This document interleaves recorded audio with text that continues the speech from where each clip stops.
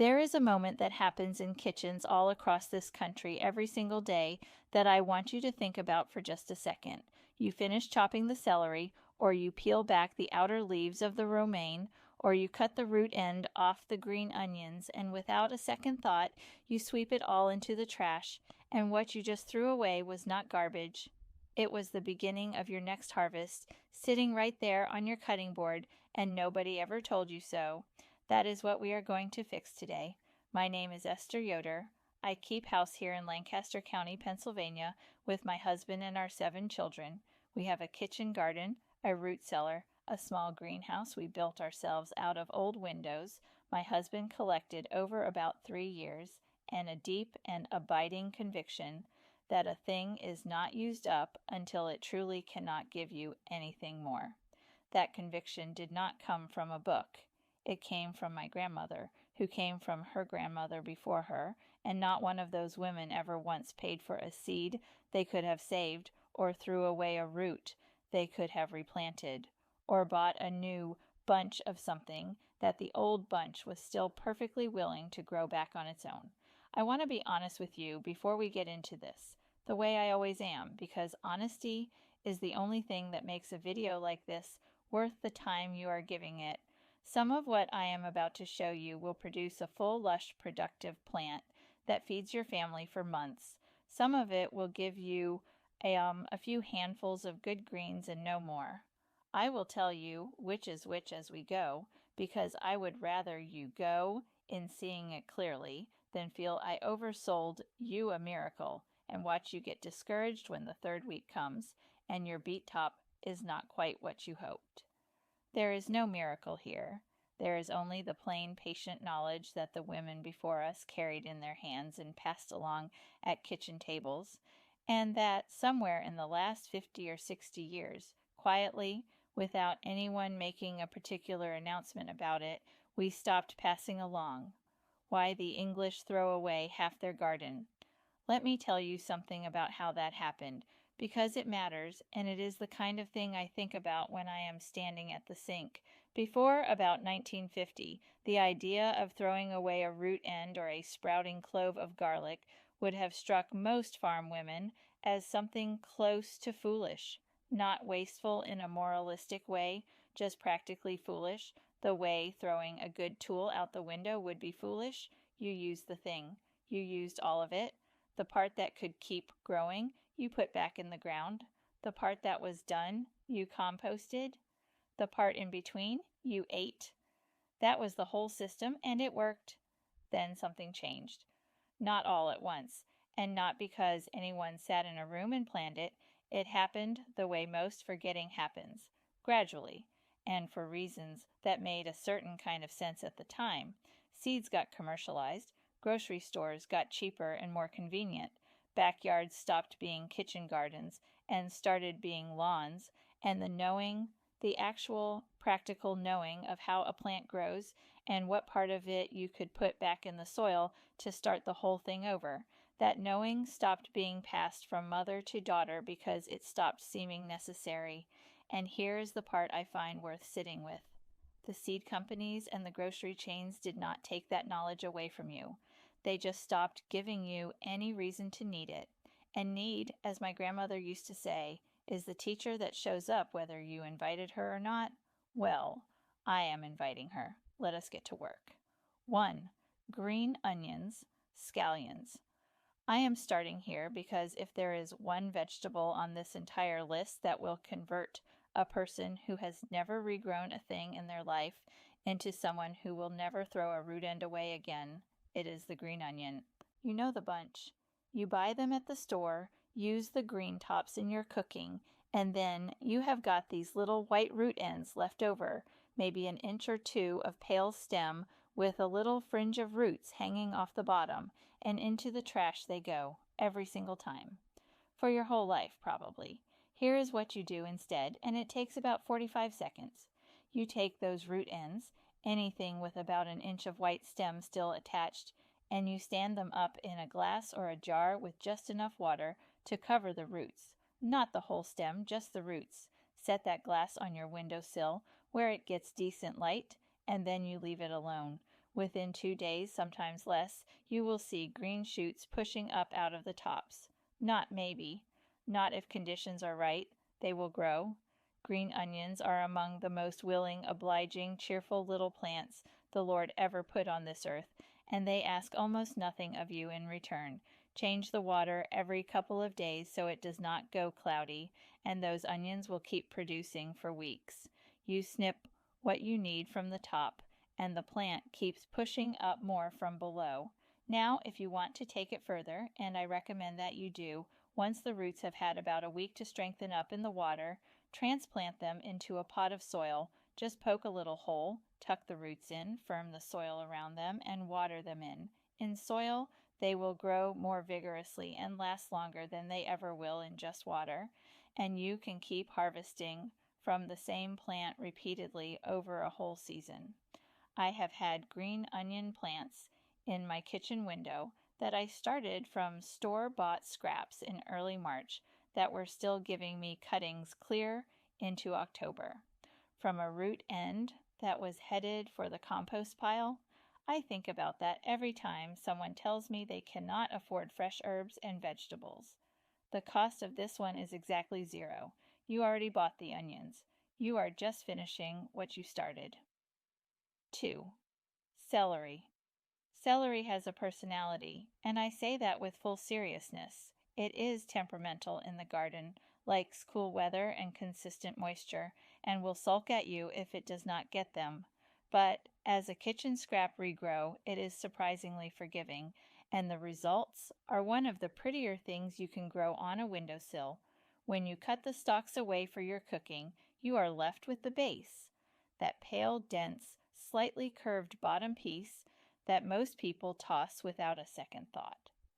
That is what you want. Cut it so you have about 2 inches of the bottom, set it cut side up in a shallow dish with 1/2 inch of water, and put it somewhere bright.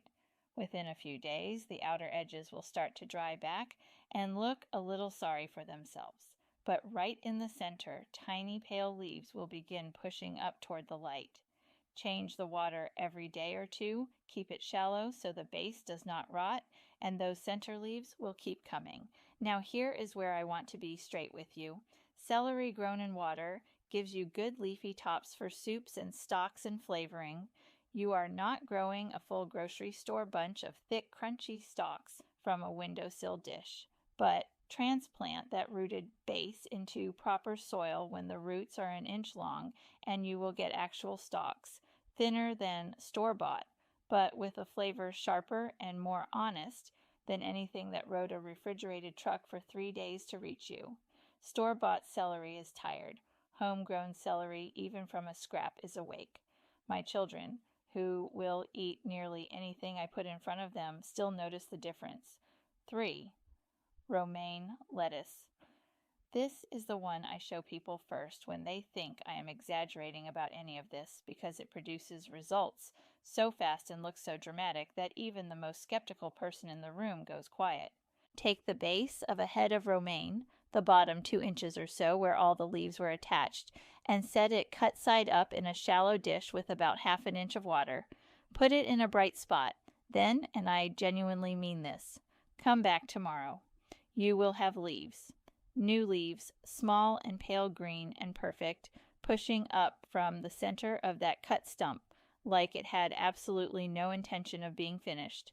Within a week, you will have a little rosette of fresh lettuce growing right on your kitchen counter from a piece you were about to put in the garbage can. Now, here is my honest caveat, and I would feel wrong leaving it out. What you are regrowing is leaves, tender baby leaves, beautiful for salads and for garnishing and for eating straight off the plant, the way my younger children like to do, walking past the dish and helping themselves like it is a salad bar. You are not going to get a second full head of romaine from a counter dish. The stump will produce leaves for a few weeks, and then it will slow, and if you transplant it to soil, it will keep going longer, but it is not a replacement for buying a new head. It is an extension. It is the last several good meals you were leaving on the cutting board. And for those few weeks of free salad greens, I will take it, every single time. 4. Garlic. Oh, garlic. I have a small confession to make here. My husband, Jonas, would eat garlic on everything if I let him, and I mostly let him, which means we go through a considerable amount of garlic in this house, and I have strong feelings about not wasting a single clove. He thinks I am a little excessive about the garlic. He also eats second helpings of everything I cook with it, so I consider the matter settled. Garlic is one of the oldest cultivated plants on earth, and people have been saving and replanting their garlic cloves for so long that the practice predates written records by a good margin. What you are doing when you plant a garlic clove is exactly what farmers have been doing for thousands of years. You are not doing something clever, you are doing something ancient. Here is the basic method. If you have a clove of garlic that has started to sprout, the little green shoot pushing up from the pointed end, you can plant that clove directly into soil, pointed end up, about 2 inches deep in a pot or a garden bed. Keep it watered and in good light, and it will grow. What it grows into depends on which type you have. Most grocery store garlic is soft neck garlic, which is the kind that stores a long time and braids nicely and does not develop a hard central stalk. Hardneck garlic, which is what many small farms and seed suppliers carry, sends up a stiff central stem called a scape in early summer, which you snap off so the plant puts its energy into the bulb below. Both types are planted the same way and regrown the same way. The honest word here is time. Garlic is not a quick crop. You plant it in fall, it winters over, and you harvest it the following summer. That is nearly a year from clove to bulb, but a single clove becomes a full head with 8 to 12 new cloves in it, and if you save the best heads from each year's harvest to replant, you are building a garlic supply that self-sustains indefinitely. My grandmother planted garlic that had been passed down through her family for 3 generations. The same garlic, replanted year after year, adapted to the local soil and the local seasons. You cannot buy that at any price. One warning I will give you plainly. Grocery store garlic is sometimes treated to prevent sprouting, which means some of it is slow to get going. If you can get your hands on garlic from a farmer's market or a local grower, use that for planting. It will be more eager to grow and less likely to disappoint you. 5. Potatoes. A potato that has been sitting in your pantry a little too long will tell you exactly what it wants to do next. Little knobby sprouts push out from the dimpled spots on the skin, the eyes, and the potato is not going bad. It is going forward. It is trying to grow. Those sprouted potatoes are seed potatoes waiting for you to pay attention. Here is how you use them. If the potato is small, plant it whole. If it is larger, cut it into pieces so that each piece has at least one eye, ideally 2, and let those cut pieces dry out for a day or 2 before you plant them. That drying time lets the cut surface callus over so it does not rot in the soil before it has a chance to sprout. My grandmother called it letting the wound close, and I have always thought that was a quietly wise way to put it. Plant them a few inches deep in loose, well-draining soil, eyes facing up, and give them good sun and consistent moisture. The plant that comes up will be full and leafy and green. And underneath the soil, while you are going about your days and not thinking much about it, it will be making potatoes, new ones, whole ones, more than you planted. That quiet industriousness is one of the things I love most about growing food. It keeps doing the work, whether you are watching or not. Now here's the honest caution, and I will not skip it because it matters. Many grocery store potatoes are treated with a sprout inhibitor, a chemical applied to keep them from doing exactly what you want them to do. If you have had a grocery store potato sitting for 3 weeks with not a single sprout showing, that is likely why. For planting, try to get untreated potatoes from a farmer's market, a local farm, or a seed supplier. The difference in how eagerly they sprout is night and day. And one more thing, potatoes do not do well in heavy, compacted soil. If you are growing in a container, which works beautifully, use a loose potting mix and a deep pot. The plant needs room underground to do what it does best. 6. Sweet potatoes. Sweet potatoes are the most different method on this entire list, and they are the one I got most spectacularly wrong the first time I tried them. So I feel I owe you a clear explanation before you go trying it yourself. You do not plant sweet potatoes from the tuber directly the way you do a regular potato. What you grow from a sweet potato are called slips, and a slip is a small rooted shoot that the sweet potato sends up when you encourage it to. The sweet potato itself is the mother plant. The slips are the children, and it is the children you actually plant in the ground. Here is how you get them. Take a healthy, firm sweet potato, not one that is soft or moldy, and push 3 or 4 toothpicks into its middle section so you can suspend it halfway down into a jar of water. The bottom half sits in the water, the top half is in the air. Set that jar in a warm, bright spot and wait. This is where my first failure came in, since I set mine in a cool spot near the back of the counter, out of the way, and then wondered why nothing was happening. Sweet potatoes want warmth. They are a warm weather crop, and they will sit and do absolutely nothing in the cold. Once I moved my jar to a warm, sunny windowsill, the slips came in about 10 days. Little shoots with tiny leaves reaching up from the top of the potato and roots reaching down from the bottom into the water. When the slips are 4 to 6 inches long, you twist them gently off the mother potato and plant them in soil.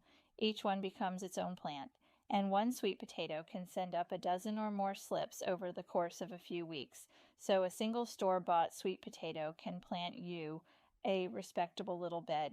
My younger children think the suspended sweet potato in the jar is one of the most interesting things in our kitchen. One of my boys once looked at it for a long, quiet moment and said it looked like a tiny island floating in the sea. I thought that was rather beautiful for a 7-year-old. Children notice things when you let them watch things grow. 7. Ginger. When I first showed my children a fresh ginger root and told them we were going to plant it, one of the older girls picked it up, looked at it from every angle, put it back down, and said it looked like something that had already been underground too long and was not sure it wanted to come back up. I thought that was fair. Ginger root does look a little alien. That knobby, jointed, pale brown thing does not immediately say vegetable. It says creature.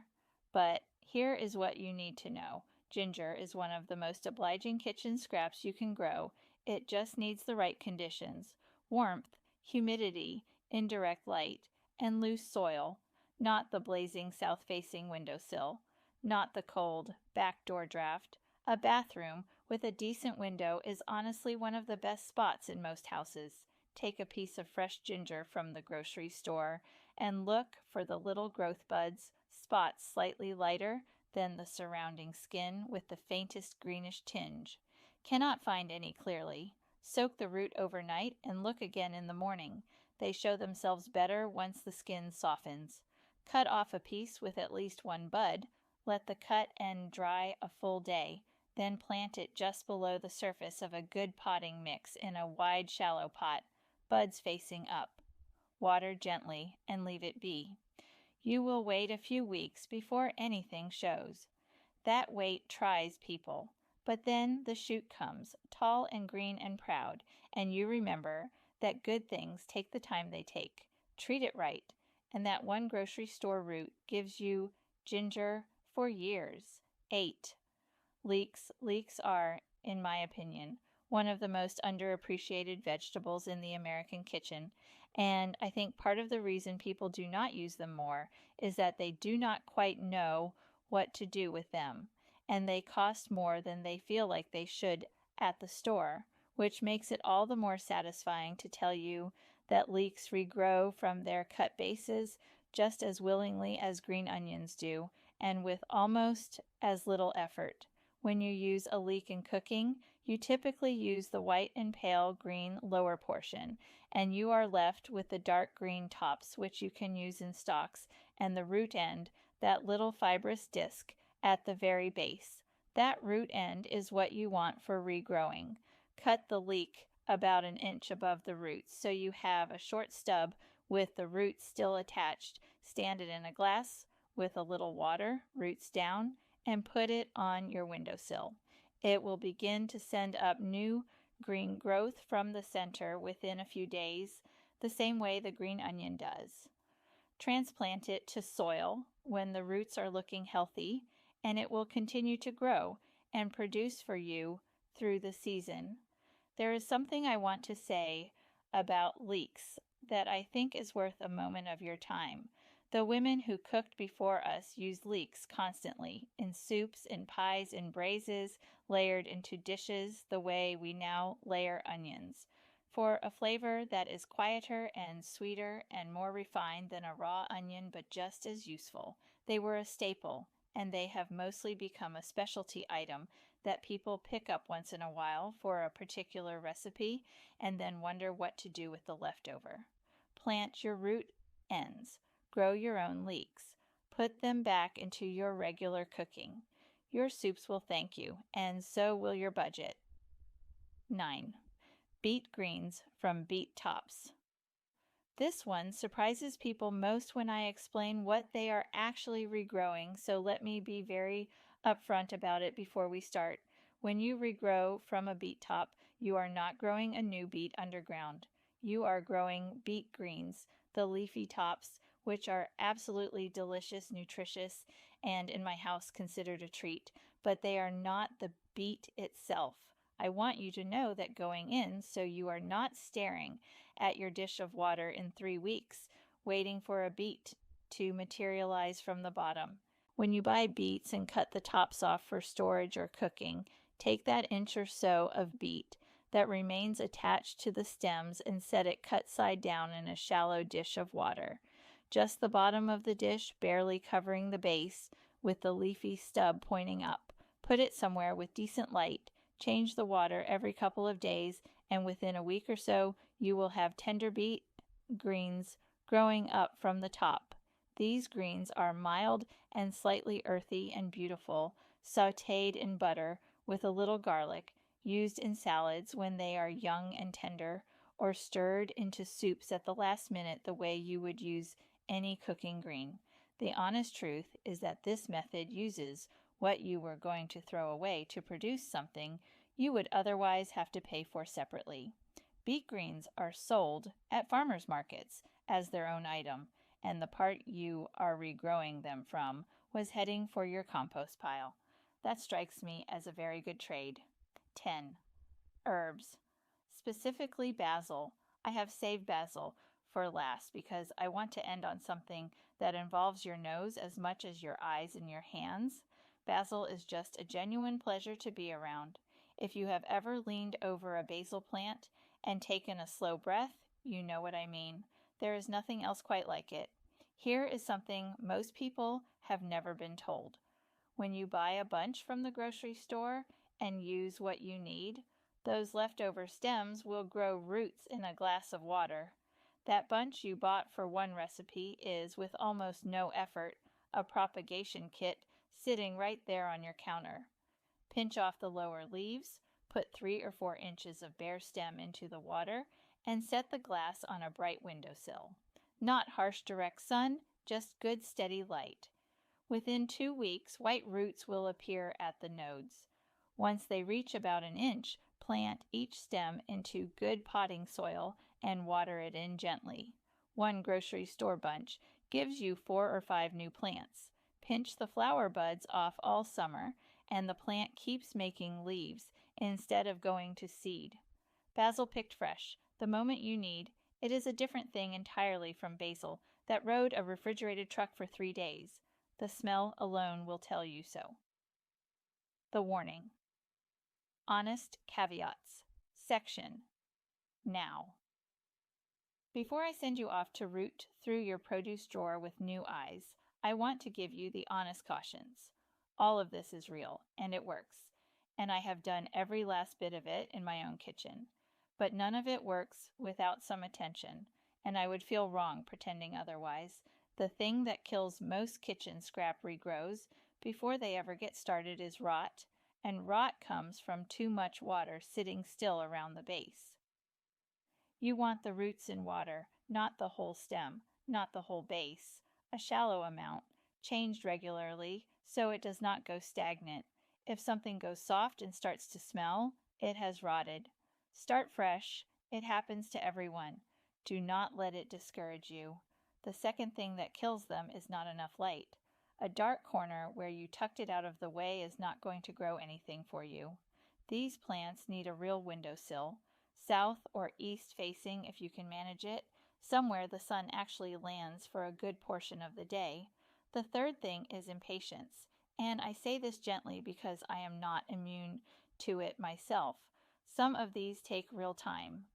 The ginger especially, the garlic, which you are waiting on for the better part of a year, the sweet potato slips, which will not be hurried no matter how much you check on them, the faith that something is happening underground even when you cannot see it yet. That is the thing the old farm women had because they had no choice but to have it.